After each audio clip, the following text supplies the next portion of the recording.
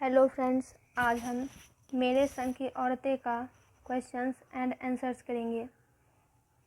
First question, लेखिका ने अपनी नानी को कभी देखा भी नहीं, फिर भी उनके व्यक्तित्व से वे क्यों प्रभावित थी? आंसर, लेखिका ने भले ही अपनी नानी को नहीं देखा था, पर अपनी माँ, पिताजी आदि से उनके बारे में सुनकर बहुत कुछ जान गई थी। लेखिका के अपनी नानी के व्यक्तित्व से प्रभावित होने के निम्नलिखित कारण थे। पहला, लेखिका की नानी अपनी बेटी यानी लेखिका की माँ की शादी आज़ादी के सिपाही से कराना चाहती थी। इससे उनका स्वतंत्रता के लिए जुनूनी होने का पता चलता है। दूसरा, लेखिका की नानी को अपनी बेटी की हमेशा चिंता रहती थी, वे ममतामयी माँ थी। तीसरा, उनकी नानी पर्दानशी यानी पर्दा करने वाली, अनपढ़, परंपरागत ढंग से रहने वाली महिला थी, पर वे निजी जीवन में आज़ाद ख्यालों वाली थी। उनकी नानी स्पष्टवादिनी महिला थी। उन्होंने बिना संकोच अपने मन की बात स्वतंत्रता सेनानी प्यारेलाल शर्मा से कह दी, जिसे सुनकर सब दंग रह गए। वे किसी की निजी जिंदगी में हस्तक्षेप नहीं करती थी, भले ही वे लेखिका के नाना ही क्यों न हो। सेकंड क्वेश्चन, लेखिका की नानी की आज़ादी के आंदोलन में किस प्रकार की भागीदारी रही? आंसर, यूँ तो लेखिका की नानी का आज़ादी के आंदोलन में कोई प्रत्यक्ष योगदान न था, क्योंकि वे अनपढ़, परंपरागत, पर्दानशी, दूसरों की ज़िंदगी में दखल न देने वाली महिला थी।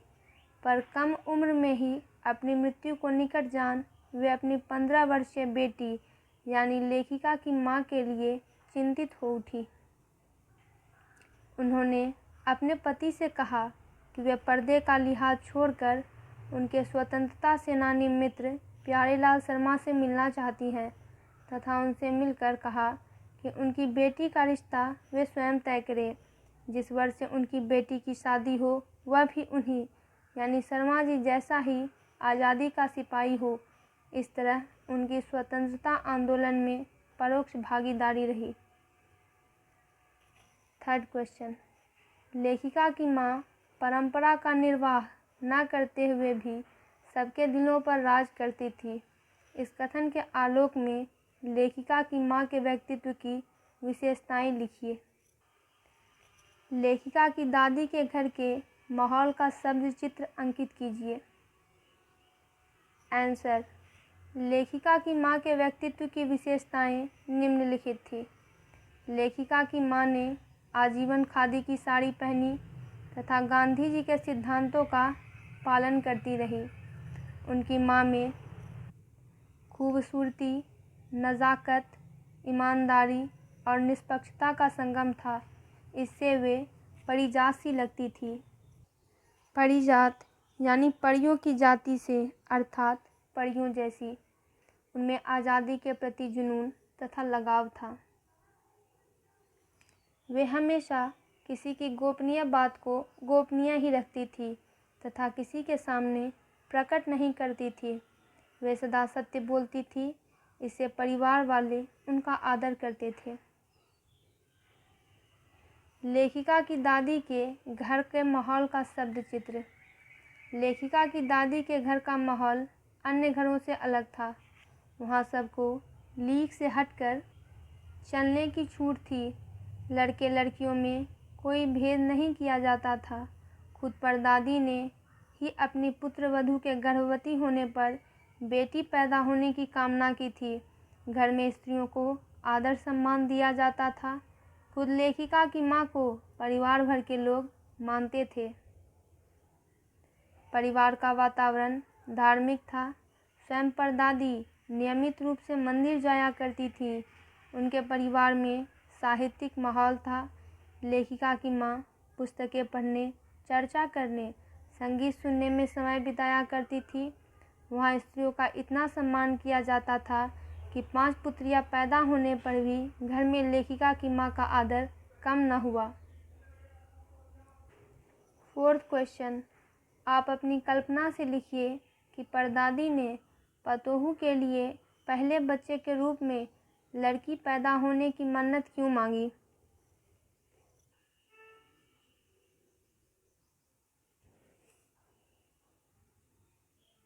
आंसर, लेखिका की परदादी लीक से हटकर चलने वाली महिला थी। उन्होंने लड़की पैदा होने की मन्नत इसलिए मांगी होगी क्योंकि उस समय ऐसी मन्नत मांगना और सबके सामने बताना अत्यंत साहसपूर्ण कार्य था। ऐसा करके वे सबसे अलग दिखने की चाह रखती होंगी। उनके ऐसा करने का दूसरा कारण यह रहा होगा कि वे स्वयं एक महिला थी। उन्होंने महिला होकर स्वतंत्र जीवन जिया था तथा अपने जीवन में किसी प्रकार की रोक टोक नहीं देखी थी, इसलिए महिला होना उनके लिए गर्व की बात थी। 5th क्वेश्चन, डराने धमकाने, उपदेश देने या दबाव डालने की जगह सहजता से किसी को भी सही राह पर लाया जा सकता है। पाठ के आधार पर तर्क सहित उत्तर दीजिए।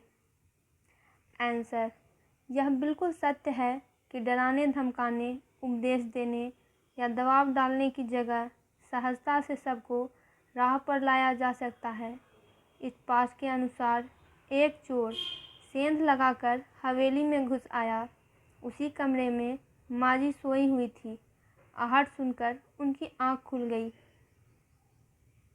उन्होंने पूछा, कौन? जवाब मिला, मैं। माँ जी ने उसे पानी लाने का आदेश दिया। चोर पानी लेकर आ रहा था कि पहरेदार द्वारा पकड़ लिया गया और उनके सामने लाया गया। माँ जी ने लोटे का आधा पानी पीकर उसे आधा पिला दिया और कहा, आज से हम माँ बेटे हुए। अब तू चाहे चोरी कर या खेती। चोर ने चोरी करना छोड़कर खेती करना शुरू कर दिया और आजीवन चोरी नहीं की। यदि वे मारपीट करती तो चोर न सुधरता। 6th क्वेश्चन, शिक्षा बच्चों का जन्मसिद्ध अधिकार है। इस दिशा में लेखिका के प्रयासों का उल्लेख कीजिए। आंसर, शिक्षा बच्चों का जन्मसिद्ध अधिकार है। यह बात लेखिका को अपने पारिवारिक वातावरण से पता चल चुकी थी। बच्चों की शिक्षा के लिए उसने निम्नलिखित प्रयास किए। शादी के बाद लेखिका को कर्नाटक के बागलकोट में रहना पड़ा। वहाँ उसके बच्चों की शिक्षा हेतु उचित प्रबंध न था। उसने वहाँ के कैथोलिक बिशप से प्राइमरी स्कूल खोलने का अनुरोध किया। लेखिका को कर्नाटक के बागलकोट के स्थानीय तथा समृद्ध लोगों की मदद से एक प्राइमरी स्कूल लेखिका ने कर्नाटक के बागलकोट के स्थानीय तथा समृद्ध लोगों की मदद से एक प्राइमरी स्कूल खोला जिसमें अंग्रेजी, हिंदी, कन्नड़ 3 भाषाएं पढ़ाई जाती थी। लेखिका ने इसे सरकार से मान्यता भी दिलवाई जिससे स्थानीय बच्चों को शिक्षा के लिए दूर न जाना पड़े।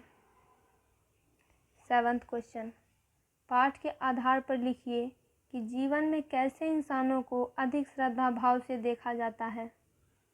आंसर, जीवन में उन लोगों को श्रद्धा भाव से देखा जाता है जो अपने स्वार्थ तक ही सीमित न रहकर दूसरों के बारे में भी सोचते हैं, जो दूसरों की भलाई के लिए अपना धन, समय, श्रम आदि लगाने से भी नहीं घबराते हैं, जो घर परिवार के अलावा समाज के अन्य लोगों को भी उचित राय देते हैं। लेखिका की माँ ऐसा ही किया करती थी, जो दूसरे की गोपनीय बातों को सार्वजनिक नहीं करते हैं तथा उसकी गोपनीयता बनाए रखते हैं। खुद लेखिका की माँ इसका उदाहरण थी। 8 क्वेश्चन, सच, अकेलेपन का मजा ही कुछ और है। इस कथन के आधार पर लेखिका की बहन एवं लेखिका के व्यक्तित्व के बारे में अपने विचार व्यक्त कीजिए। आंसर, लेखिका अपने जीवन में इस बात को बहुत पसंद करती थी कि सच, अकेलेपन का मजा ही कुछ और है। लेखिका की बहन और लेखिका इसके उदाहरण है। लेखिका की बहन रेणु जिस काम को सोचती थी उसे करके ही रहती थी। कोई कितना भी समझाता रहे पर वह नहीं मानती थी। इसमें उसकी जिद कम, दृढ़ निश्चय अधिक झलकता है। एक बार वह बारिश में 2 मील दूर स्कूल पैदल जाने की जिद पर अड़ी रही। सब कहते रहे कि स्कूल बंद होगा, पर वह न मानी। बारिश में गई और स्कूल बंद देखकर वापस आ गई। इस तरह वह मंजिल की ओर अकेले बढ़ने की दिशा में उत्सुक दिखती है। लेखिका ने भी जीवन की राह पर अकेले चलते हुए डालमिया नगर में स्त्री पुरुषों के नाटक खेलकर सामाजिक कार्य हेतु धन एकत्र किया। कर्नाटक में अथक प्रयास से अंग्रेजी, कन्नड़, हिंदी 3 भाषाएं पढ़ाने वाला स्कूल खोलना तथा उसे मान्यता दिलवाना उसके स्वतंत्र सोच रखने तथा लीक से हटकर चलने वाले व्यक्तित्व की ओर संकेत करता है। तो दोस्तों, मेरे संग की औरतें का क्वेश्चंस एंड आंसर्स कंप्लीट हुआ। इससे रिलेटेड वीडियोस के लिए चैनल को सब्सक्राइब करें और वीडियो को लाइक और शेयर करें। वीडियो कैसी लगी कमेंट बॉक्स में ज़रूर लिखें।